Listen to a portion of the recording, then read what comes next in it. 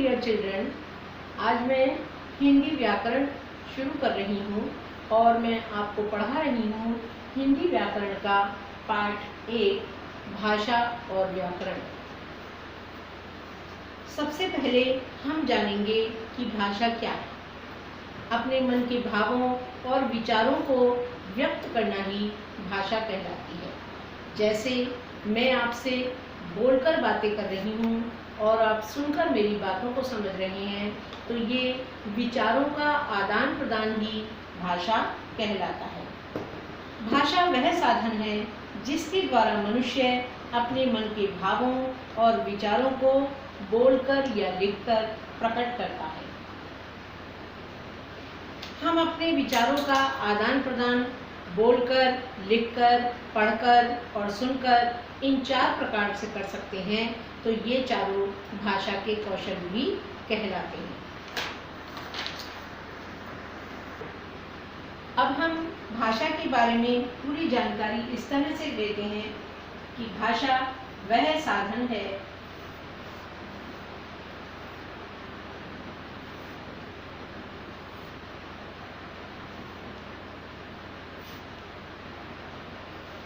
जिसके माध्यम से मनुष्य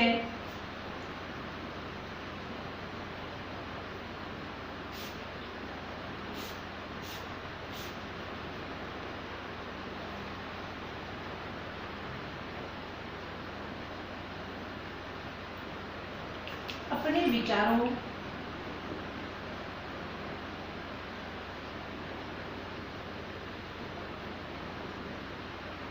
और भावों का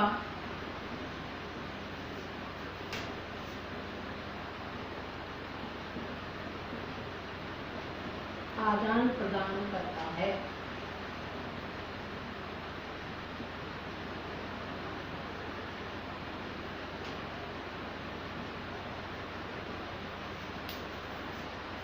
भाषा के 2 रूप होते हैं। नंबर 1 मौखिक भाषा, नंबर 2 लिखित भाषा। मौखिक भाषा वह होती है जिसमें हम अपने विचार मुख द्वारा बोलकर स्पष्ट करते हैं, और लिखित भाषा वह होती है जिसमें हम अपने विचारों को लिखकर प्रकट करते हैं।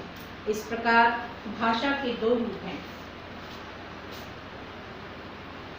भाषा के 2 रूप हैं, एक मौखिक भाषा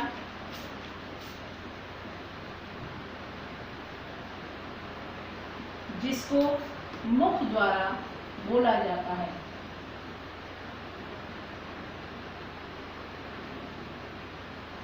दूसरी होती है लिखित भाषा जिसको लिखकर प्रकट किया जाता है।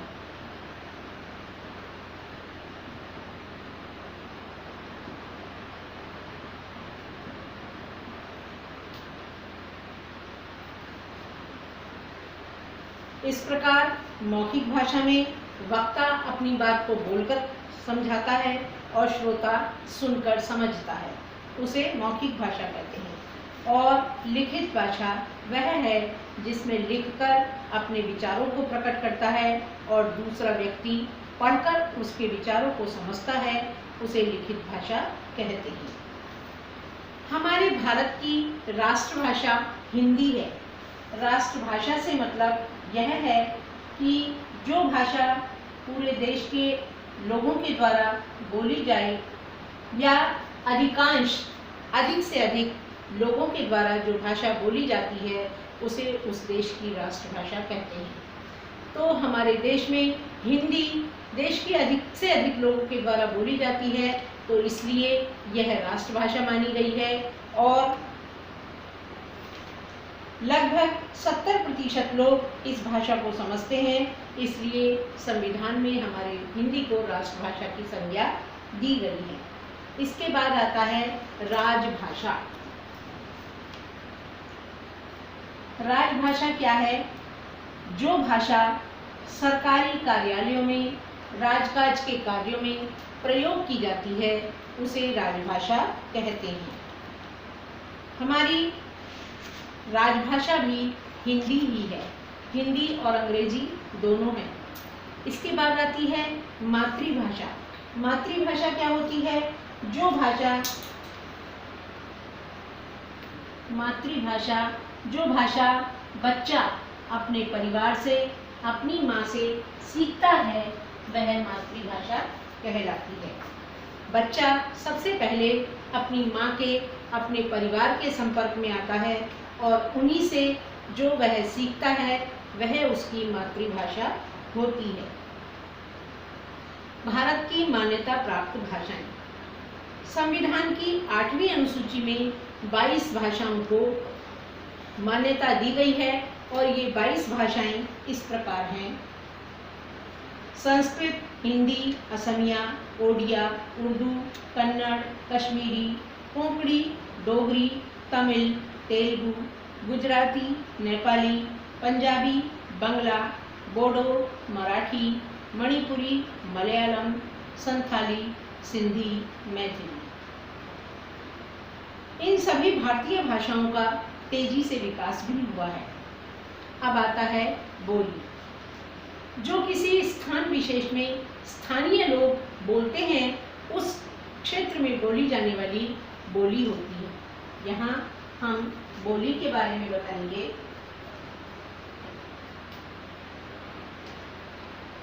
किसी स्थान विशेष में बोली जाने वाली जो भाषा है उसे हम बोली कहते हैं।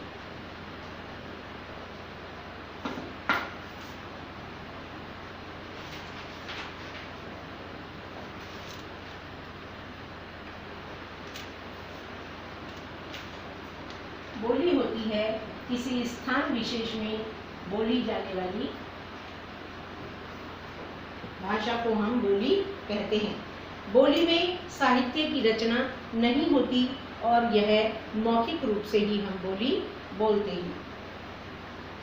कुछ बोलियां इस प्रकार हैं, जैसे पूर्वी हिंदी की बोली हैं अवधी, बघेली, छत्तीसगढ़ी।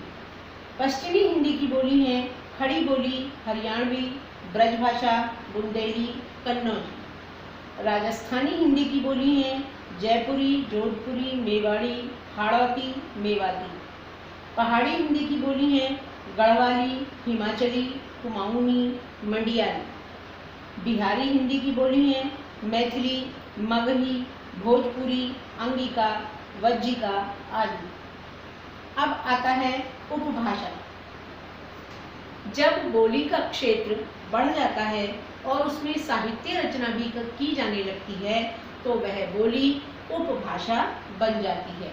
जैसे खड़ी बोली, मैथिली, अवधी और ब्रजभाषा, ये चारों ही बोलियां हैं, किंतु इनमें साहित्य की रचना की गई है, इस कारण ये चारों उपभाषाएं बन गई हैं।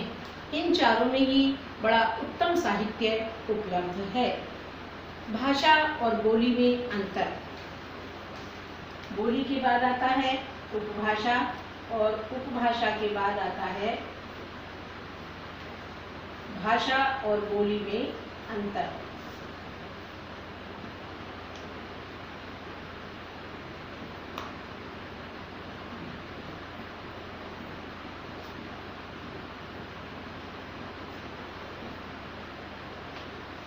अंतर तो स्पष्ट हो ही जाता है कि भाषा का क्षेत्र बड़ा होता है और बोली का क्षेत्र छोटा होता है। भाषा पूरे देश में बोली जाती है, जबकि बोली अपने ही स्थान पर जहाँ हम रहते हैं, जो हम बोलते हैं, वह हमारी बोली होती है। इसके अतिरिक्त बोली में साहित्य रचना नहीं होती, भाषा में साहित्य रचना होती है। इस प्रकार बोली और भाषा में अंतर स्पष्ट हो जाता है। इसके बाद आती है लिपि। लिपि होता है लिखने का ढंग।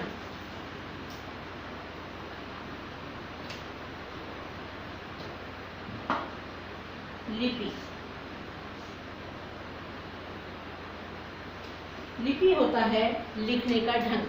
हम शब्दों को जो बोलते हैं उन्हें किस तरह लिखते हैं, हम उन ध्वनि चिन्हों के लिए कोई ना कोई चिन्ह बना लेते हैं, उसी को लिपि कहते हैं। हमारे हिंदी की लिपि देवनागरी है और अंग्रेजी की लिपि रोमन है। इस तरह स्पष्ट होता है कि हर भाषा की अपनी एक अलग लिपि होती है। लेकिन देवनागरी बहुत सारी भाषाओं की लिपि है, जैसे संस्कृत, हिंदी, मराठी, नेपाली, बोडो, संथाली आदि। देवनागरी लिपि का विकास ब्राह्मी लिपि से हुआ है। अंग्रेजी, जर्मन, फ्रेंच आदि भाषाओं की लिपि रोमन है। उर्दू तथा अरबी फारसी लिपि में लिखी जाती हैं और पंजाबी की लिपि गुरमुखी के नाम से जानी जाती है।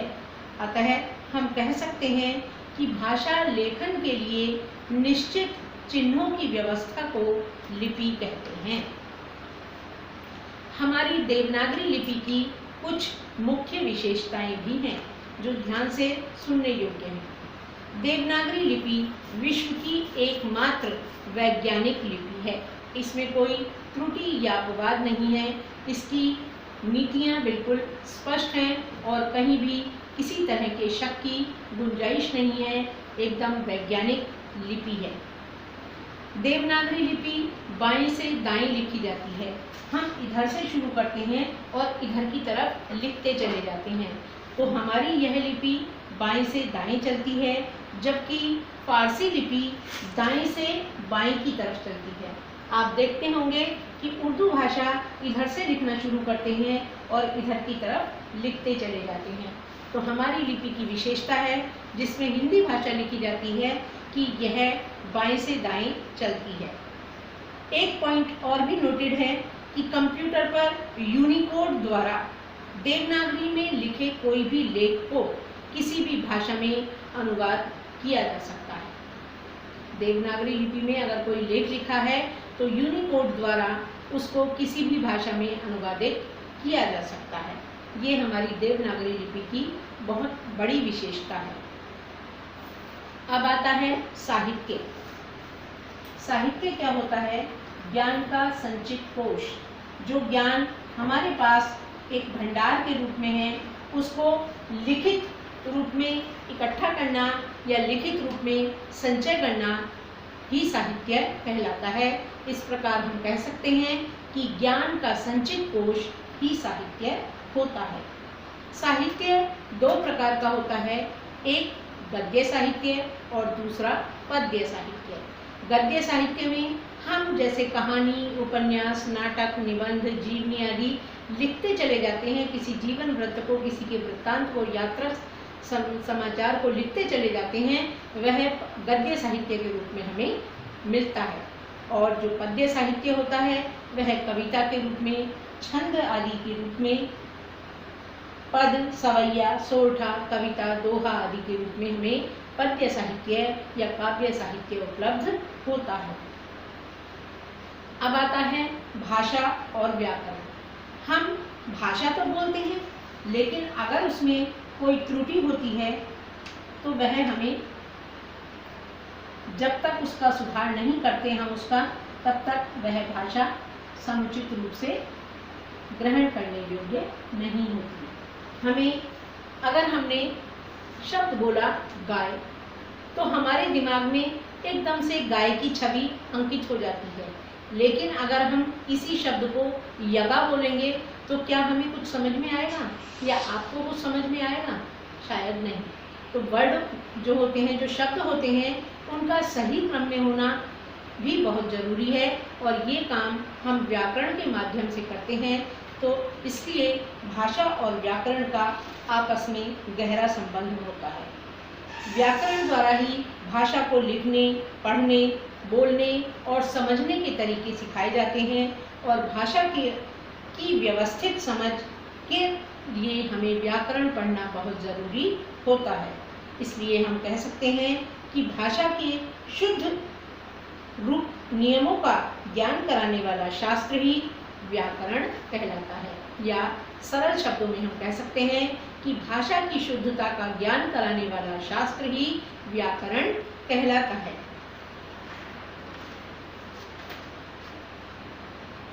व्याकरण के 3 भेद होते हैं। जैसे हमने साहित्य के भेद बताए थे, भाषा के भेद बताए थे, इसी तरह व्याकरण के भी 3 भेद होते हैं। नंबर 1, गद्य साहित्य। व्याकरण के 3 भेद होते हैं। नंबर 1 वर्ण विचार। वर्ण विचार, इसमें वर्ण के बारे में जानकारी दी जाती है। दूसरे नंबर पर होता है शब्द विचार और तीसरा होता है वाक्य विचार।